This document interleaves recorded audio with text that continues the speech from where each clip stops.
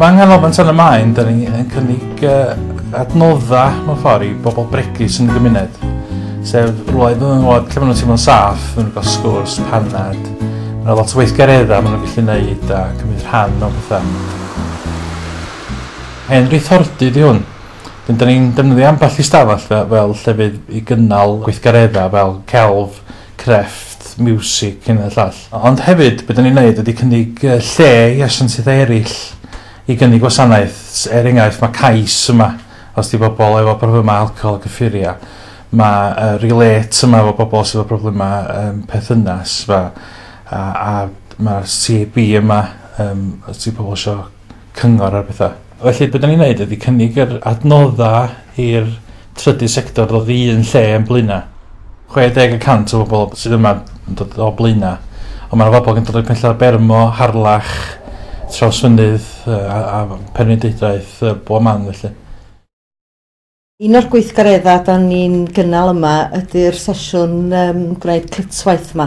Da ni wedi cychwyn y ddiweddar a da ni wrthi yn cynhyrchu pethau fel enghraifft da chi'n gweld eich blaen fan hyn.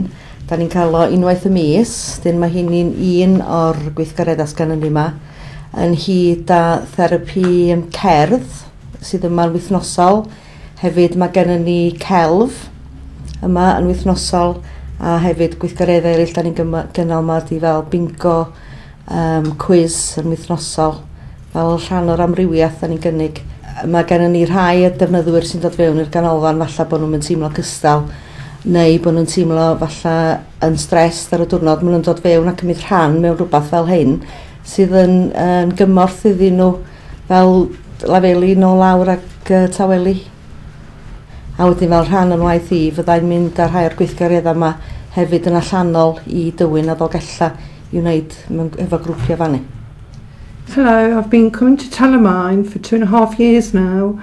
I first came to join the weaving group, which I really took to, and it gives you an opportunity to make friends and it also builds your confidence. Since I joined the weaving group, I've done a lot more activities and I've enjoyed them. And I've shared them with other people as well. And since then the tutor's become a very good friend with me and we've gone to Myra's session in Barmouth to teach weaving there.